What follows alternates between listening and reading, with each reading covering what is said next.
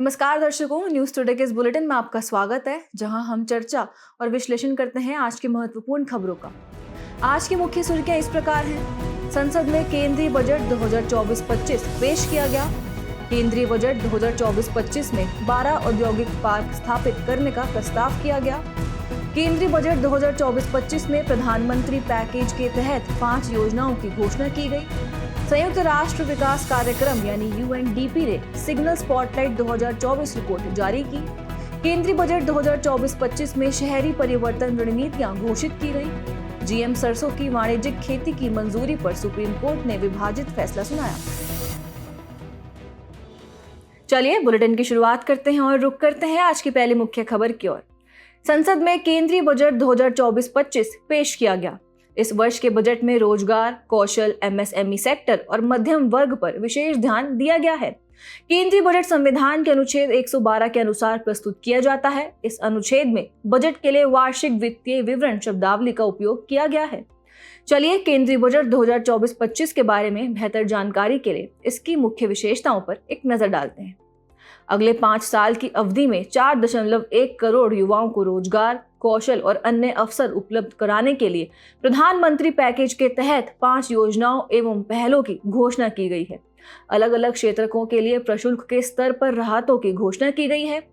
इनका उद्देश्य घरेलू विनिर्माण को बढ़ावा देना, स्थानीय मूल्य संवर्धन को मजबूत करना, भारत के निर्यात को अधिक प्रतिस्पर्धी बनाना और कर व्यवस्था को आसान बनाना है। न्यू टैक्स रिजीम के तहत टैक्स स्लैब में संशोधन किए गए हैं। स्टैंडर्ड डिडक्शन को 50,000 रुपए से बढ़ाकर 75,000 रुपए कर दिया गया है।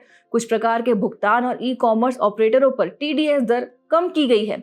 वित्तीय परिसंपत्तियों पर अल्पकालिक पूंजीगत लाभ कर और दीर्घकालिक पूंजीगत लाभ कर बढ़ाकर क्रमशः 20% तथा 12.5% कर दिया गया है। चुनिंदा वित्तीय परिसंपत्तियों पर दीर्घकालिक पूंजीगत लाभ की छूट सीमा को बढ़ाकर 1.25 लाख रुपए प्रति वर्ष कर दिया गया है। आयकर विवादों के समाधान के लिए विवाद से विश्वास योजना 2024 का प्रस्ताव किया गया है। विदेशी कंपनियों पर कॉर्पोरेट टैक्स की दर 40% से घटाकर 35% कर दी गई है। प्रतिभूतियों के फ्यूचर और ऑप्शन पर सिक्योरिटी ट्रांजैक्शन टैक्स यानी STT को बढ़ा दिया गया है। 2% की इक्वलाइजेशन लेवी को वापस ले लिया गया है। बेनामी लेन देन अधिनियम 1988 के तहत दोष सिद्धि में सुधार के लिए पूर्ण और सत्य जानकारी देने पर बेनामीदार को दंड व अभियोजन से छूट दी गई है। चलिए केंद्रीय बजट 2024-25 की मुख्य विशेषताएं जान लेते हैं। इसमें उत्पादकता और कृषि को अनुकूल बनाने पर जोर, विनिर्माण और सेवा क्षेत्र को प्रोत्साहन, अवसंरचना पर बल, रोजगार और कौशल प्रदान करने पर ध्यान, शहरी विकास को गति, नवाचार, शोध और विकास को बढ़ावा, समावेशी मानव संसाधन विकास और सामाजिक न्याय पर बल, ऊर्जा सुरक्षा के लिए उपाय, अगली पीढ़ी के लिए सुधार आदि शामिल हैं। इसी के साथ बढ़ते हैं अगली मुख्य खबर की ओर। केंद्रीय बजट 2024-25 में 12 औद्योगिक पार्क स्थापित करने का प्रस्ताव किया गया। इन 12 औद्योगिक पार्कों को राष्ट्रीय औद्योगिक गलियारा विकास कार्यक्रम के तहत मंजूरी दी जाएगी।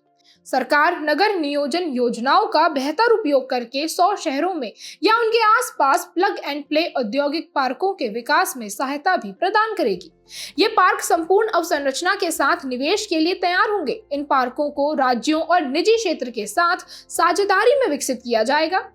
चलिए खबर की बेहतर समझ के लिए औद्योगिक पार्कों के बारे में थोड़ी सी जानकारी प्राप्त करते हैं। औद्योगिक पार्क एक ऐसे आर्थिक क्षेत्र होते हैं जिन्हें विशेष रूप से औद्योगिक गतिविधियों के समूह को समायोजित करने के लिए विकसित किया जाता है। उदाहरण के लिए देखा जाए तो आंध्र प्रदेश का श्री सिटी विशेष आर्थिक क्षेत्र है। औद्योगिक पार्कों के महत्व की बात करें तो ये रोजगार के अवसरों का सृजन करते हैं। ये साझा बुनियादी ढांचे के साझाकरण को बढ़ावा भी देते हैं। साथ ही उत्पादकता और प्रतिस्पर्धात्मकता में वृद्धि करने में सहयोग करते हैं। ये प्रत्यक्ष विदेशी निवेश यानी FDI को आकर्षित करते हैं और विनिर्माण गतिविधियों का विस्तार भी करते हैं। इसी के साथ खबर में थोड़ा और आगे बढ़ते हैं और राष्ट्रीय औद्योगिक गलियारा विकास कार्यक्रम NICDP के बारे में चर्चा करते हैं। इसके तहत औद्योगिक गलियारा परियोजनाओं का विकास किया जाएगा। इन परियोजनाओं का उद्देश्य भविष्य के औद्योगिक शहरों को विकसित करना है। ये शहर विश्व के सर्वश्रेष्ठ विनिर्माण और निवेश क्षेत्रों के साथ प्रतिस्पर्धा करने में सक्षम होंगे। साथ ही इसके तहत 11 औद्योगिक गलियारे विकसित किए जा रहे हैं। इनमें 32 परियोजनाएं भी शामिल हैं, जिन्हें 4 चरणों में विकसित किया जाना है। इसका प्रथम औद्योगिक गलियारा दिल्ली मुंबई औद्योगिक गलियारा है, जिसके विकास को 2007 में मंजूरी दी गई थी। इस कार्यक्रम को राष्ट्रीय औद्योगिक गलियारा विकास और कार्यान्वयन ट्रस्ट NICDIT तथा राष्ट्रीय औद्योगिक गलियारा विकास निगम लिमिटेड NICDC द्वारा कार्यान्वित किया जा रहा है। केंद्रीय वित्त मंत्री की अध्यक्षता में शीर्ष निगरानी प्राधिकरण इसके कार्यान्वयन की समीक्षा करता है। तो अब बढ़ते हैं आज के अगली मुख्य खबर की तरफ। केंद्रीय बजट 2024-25 में प्रधानमंत्री पैकेज के तहत 5 योजनाओं की घोषणा की गई। प्रधानमंत्री पैकेज का उद्देश्य 5 साल की अवधि में 4.1 करोड़ युवाओं को रोजगार, कौशल प्राप्ति और इंटर्नशिप के अवसर प्रदान करना है। चलिए इन योजनाओं के बारे में विस्तार से जानते हैं। सबसे पहले है रोजगार से जुड़ी प्रोत्साहन योजनाएं। इसमें पहली योजना पहली बार काम करने वाले युवाओं के लिए है, जिसे हम फर्स्ट टाइम एम्प्लॉय भी कहते हैं। इसके तहत सभी औपचारिक क्षेत्रों में कार्यबल का हिस्सा बनने वाले नए व्यक्तियों को 1 महीने का पारिश्रमिक दिया जाएगा। इसके लाभ वे लोग उठा सकते हैं जिनका प्रतिमाह अधिकतम वेतन 1 लाख रुपए है। विशेष बात यह है कि पहली बार नौकरी पाने वाले कर्मचारियों को 1 महीने का वेतन 15,000 रुपए तक प्रत्यक्ष बैंक अंतरण यानी DBT के जरिए 3 किस्तों में दिया जाएगा। दूसरी योजना है विनिर्माण क्षेत्र में रोजगार सृजन। यह योजना भी विनिर्माण क्षेत्र में फर्स्ट टाइम एम्प्लॉय के लिए है। इसके अंतर्गत पहले 4 वर्षों में कर्मचारी भविष्य निधि संगठन यानी EPFO में अंशदान के लिए कर्मचारी और नियोक्ता दोनों को प्रोत्साहन दिया जाएगा।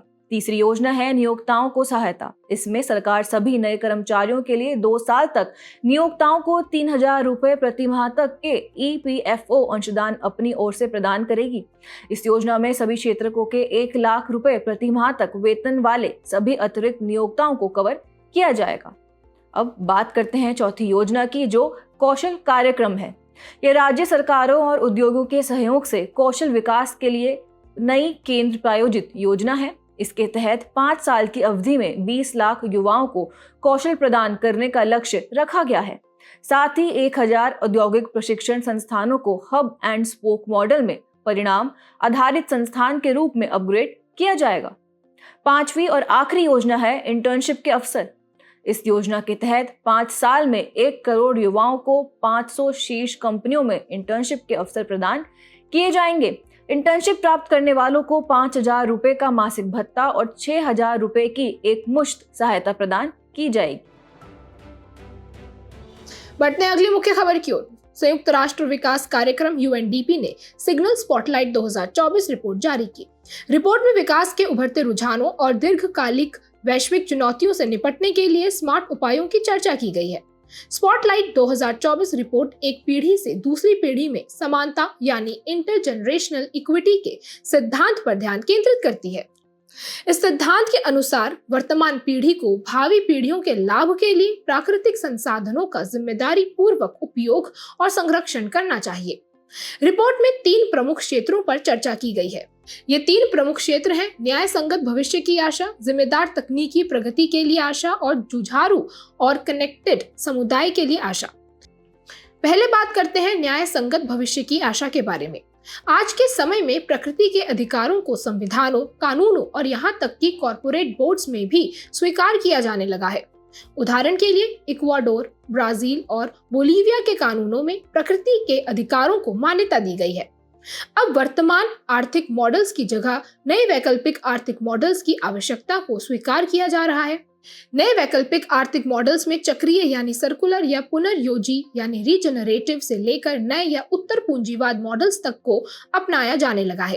प्रकृति को एक नया परिसंपत्ति वर्ग यानी एसेट क्लास मानने की अवधारणा का प्रसार हो रहा है। युवा अपनी भावनाओं को मुखर होकर प्रस्तुत कर रहे हैं।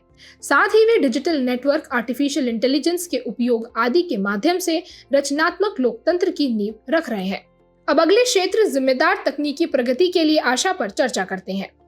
AI वस्तुतः कृषि, स्वास्थ्य देखभाल, प्रदूषण नियंत्रण और शिक्षा से जुड़ी समस्याओं का समाधान करने और यहाँ तक कि लोकतंत्र को मजबूत करने में भी सक्षम है। Open source AI movement AI तक पहुंच को लोकतांत्रिक बना सकता है। नैतिकता को समाहित करते हुए अंतरिक्ष में बहुपक्षीय सहयोग पृथ्वी पर जीवन को बेहतर बना सकता है। उपग्रहों की मदद से 2.5 बिलियन लोगों को अभी भी ऑफलाइन कनेक्ट किया जा सकता है। और इसके बाद आखिरी क्षेत्र है जुझारू और कनेक्टेड समुदाय के लिए आशा। समुदायों की चुनौतियों का समाधान करने की आवश्यकता है। इसके अंतर्गत संघर्ष और आपदा का लगातार आघात, डिजिटल दुष्प्रचार, कोविड-19 जनित एकांकीपन इत्यादि समस्याओं से जूझते हुए एक मजबूत और जुझारू समुदाय उभर कर आया है। साथ ही समुदाय और स्टार्टअप्स सामाजिक एवं अंतरपीढ़ीगत संबंधों में निवेश कर रहे हैं। इसी के साथ बढ़ते हैं आज की अगली मुख्य खबर की तरफ। केंद्रीय बजट 2024-25 में शहरी परिवर्तन रणनीतियां घोषित की गई। इस बजट में शहरी विकास प्रमुख केंद्र बिंदुओं में से एक रहा है। बजट में आवास, किराएदारी की सुविधाएं, शहरी नियोजन, जलापूर्ति, स्वच्छता और स्ट्रीट वेंडर्स की समस्याओं का समाधान करने के उद्देश्य से कई प्रस्ताव किए गए हैं। चलिए अब ये जानने का प्रयास करते हैं कि शहरी परिवर्तन रणनीति की आवश्यकता क्यों है। वर्तमान में शहरी क्षेत्रों में भारत की लगभग 35% आबादी निवास करती है। इसके 2047 तक बढ़कर 53% होने का अनुमान है। भारत के शहरी क्षेत्र देश के राष्ट्रीय सकल घरेलू उत्पाद यानी जीडीपी में लगभग 66% का योगदान देते हैं। इस योगदान के 2050 तक बढ़कर 80% तक पहुंचने का अनुमान है। भारत के शहरी क्षेत्र कई तरह की समस्याओं जैसे अवसंरचना की कमी, वायु प्रदूषण, निम्न स्तरीय योजना निर्माण, सुशासन की कमी आदि से जूझ रहे हैं। बजट में शहरी विकास से जुड़ी प्रमुख रणनीतियों पर भी अनुशंसाएं की गई हैं। चलिए इस पर भी एक नजर डाल लेते हैं। बजट में 3 करोड़ अतिरिक्त घर बनाने की घोषणा की गई है। इसके लिए पीएम आवास योजना का विस्तार किया गया है। साथ ही वहनीय दर पर ऋण उपलब्ध कराने के लिए ब्याज सब्सिडी देने की भी घोषणा की गई है। बजट में सार्वजनिक निजी भागीदारी यानी पीपीपी मोड के जरिए औद्योगिक श्रमिकों के लिए डॉर्मेट्री सुविधा से युक्त किराए के आवास उपलब्ध करवाने की घोषणा भी की गई है।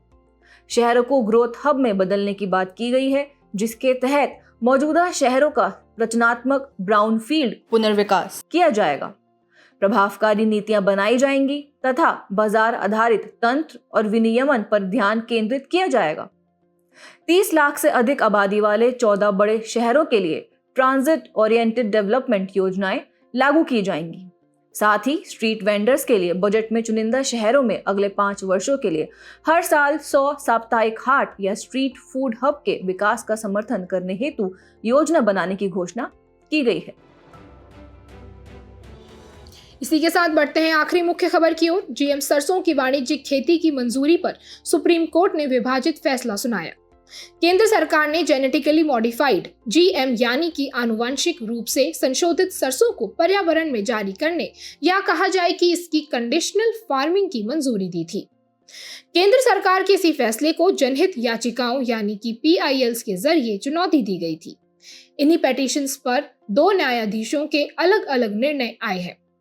आपकी जानकारी के लिए बता दें कि अक्टूबर 2022 में जेनेटिक इंजीनियरिंग मूल्यांकन समिति यानी जीईएसी और केंद्रीय पर्यावरण, वन और जलवायु परिवर्तन मंत्रालय ने एचडी मस्टर्ड DMH11 नामक जीएम सरसों की खेती को मंजूरी दी थी।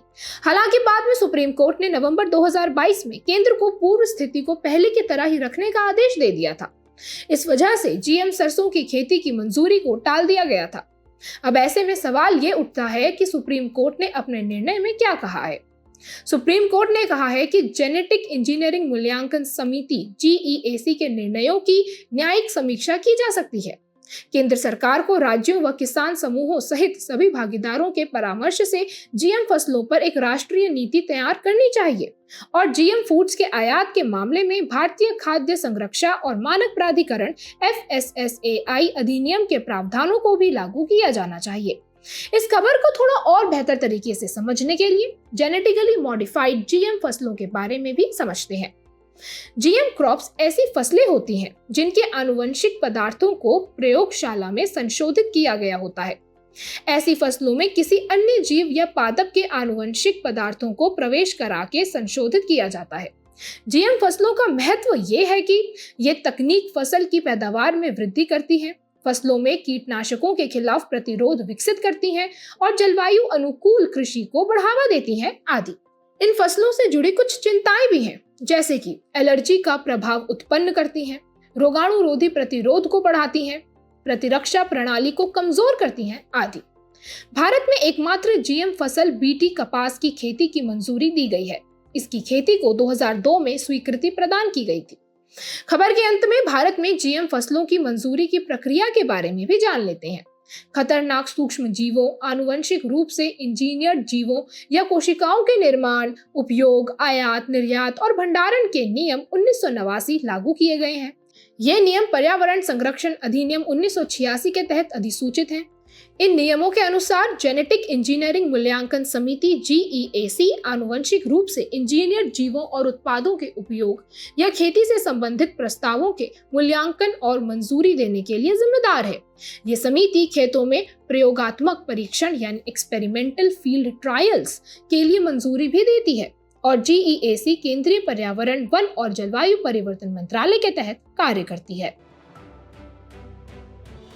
चलिए बुलेटिन के आखिर में बढ़ते हैं आज की संक्षिप्त सुर्खियों की तरफ। वित्त मंत्री ने केंद्रीय बजट 2024-25 पेश करते हुए घोषणा की कि सरकार जल्द ही प्रधानमंत्री जनजातीय उन्नत ग्राम अभियान शुरू करेगी। इस योजना का उद्देश्य जनजातीय समुदायों की सामाजिक आर्थिक स्थिति में सुधार लाना है। केंद्र सरकार ने बजट में 2% की इक्वलाइजेशन लेवी को वापस लेने का प्रस्ताव किया है। इस लेवी का विदेशी ई-कॉमर्स कंपनियों को भुगतान करना पड़ता है। इस लेवी को 2016 में शुरू किया गया था। शुरुआत में यह डिजिटल एड स्पेस का उपयोग करने के लिए ऑनलाइन विज्ञापनों और इस पर किए जाने वाले भुगतानों पर 6% की दर से लगाई गई थी। यह वास्तव में उन विदेशी कंपनियों पर लगाई गई थी जिनका भारत में स्थायी प्रतिष्ठान नहीं है, लेकिन वे भारत में डिजिटल लेन देन से राजस्व अर्जित कर रही थी। हाल ही में शोधकर्ताओं ने परीक्षण किया है कि मैक्रोलोन नामक सिंथेटिक दवाइयां संक्रामक रोगों से लड़ने के लिए बैक्टीरिया की कोशिका की कार्यप्रणाली को कैसे बाधित करती हैं। मैक्रोलोन 2 अलग अलग तरीकों से काम कर सकती हैं। यह या तो बैक्टीरिया की प्रोटीन उत्पादन क्षमता को बाधित कर सकती हैं या उसकी DNA संरचना में बदलाव कर सकती हैं। डाक विभाग ने लोगों की टिप्पणियों और विशेषज्ञों की राय के लिए डिजिटल पोस्टल इंडेक्स नंबर यानी डिजिपिन का बीटा संस्करण जारी किया। ये भारत में जियो कोडेड एड्रेसिंग सिस्टम स्थापित करने की एक पहल है। संस्कृति मंत्रालय ने राष्ट्रीय सांस्कृतिक मानचित्रण मिशन यानी NMCM की शुरुआत की है। NMCM का उद्देश्य सांस्कृतिक विरासत की शक्ति तथा विकास एवं सांस्कृतिक पहचान के साथ इसके जुड़ाव के बारे में जागरूकता पैदा करना आदि है। केंद्रीय युवा कार्यक्रम और खेल मंत्रालय ने भारतीय कलारीपयट्टू महासंघ को क्षेत्रीय खेल महासंघ के रूप में मान्यता दी है। इस कदम का उद्देश्य देश में कलारीपयट्टू को बढ़ावा देना है। इस कला की उत्पत्ति केरल में हुई थी। यह विश्व की सबसे प्राचीन मार्शल आर्ट कलाओं में से एक है। इसरो ने एयर ब्रीदिंग प्रोपल्शन तकनीक के प्रदर्शन के लिए दूसरी प्रायोगिक उड़ान का सफलतापूर्वक संचालन किया। ये तकनीक दहन के लिए वायुमंडलीय ऑक्सीजन का उपयोग करती है। इसकी वजह से अंतरिक्ष यान के साथ ऑक्सीडाइजर ले जाने की आवश्यकता नहीं पड़ती है। वैज्ञानिकों ने पश्चिमी घाट के मेघामलय मुन्नार भू परिदृश्य में शील्ड टेल्ड स्नेक की एक नई प्रजाति की खोज की है। शील्ड टेल स्नेक यूरोपेल्टिडे फैमिली से संबंधित है। सांप की यह प्रजाति प्रायद्वीपीय भारत और श्रीलंका की स्थानिक प्रजाति है। इलेक्ट्रिक मोबिलिटी प्रमोशन स्कीम यानी EMPS 31 जुलाई 2024 को समाप्त होने वाली है। यह स्कीम मार्च 2024 में 4 माह की अवधि के लिए शुरू की गई थी। EMPS स्कीम केंद्रीय भारी उद्योग मंत्रालय ने शुरू की थी। इसका उद्देश्य देश में इलेक्ट्रिक वाहनों EVs को अपनाने में तेजी लाना है। भारत के पहले व्यक्तिगत ओलंपिक स्वर्ण पदक विजेता अभिनव बिंद्रा को ओलंपिक प्रतिस्पर्धाओं में उत्कृष्ट योगदान के लिए ओलंपिक ऑर्डर से सम्मानित किया गया है। अभिनव बिंद्रा ने 2008 के बीजिंग ओलंपिक में पुरुषों की 10 मीटर एयर राइफल स्पर्धा में स्वर्ण पदक जीता था।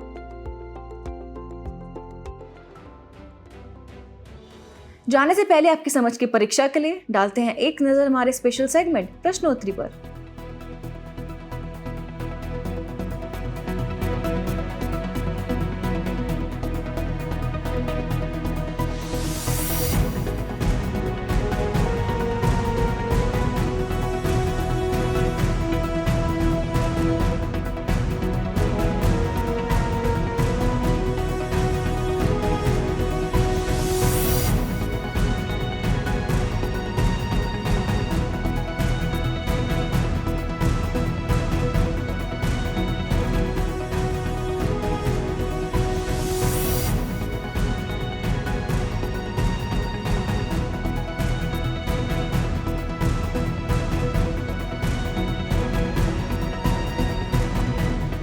हमसे जुड़ने के लिए आपका धन्यवाद। उम्मीद है न्यूज़ टुडे का यह बुलेटिन आपको पसंद आया होगा। न्यूज़ टुडे की PDF को डाउनलोड करने के लिए और आज की क्विज के उत्तर के लिए डिस्क्रिप्शन में दिए गए लिंक्स पर क्लिक कीजिए।